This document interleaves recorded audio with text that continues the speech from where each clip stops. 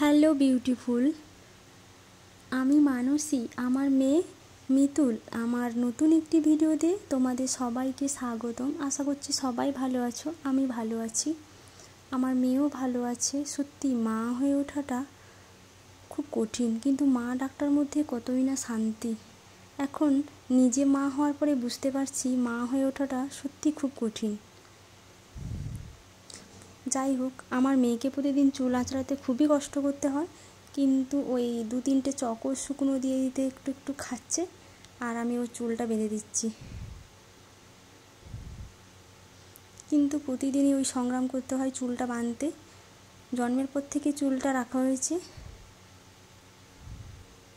শিব ঠাকুরকে দেওয়ার জন্য।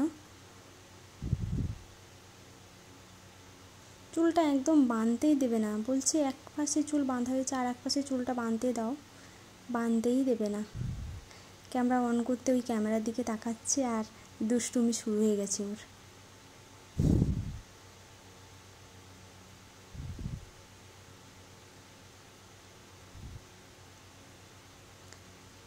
চুলটা বাঁধা হয়ে গেছে আমাদের, আর তোমাদের সঙ্গে গল্পও একটু হলো।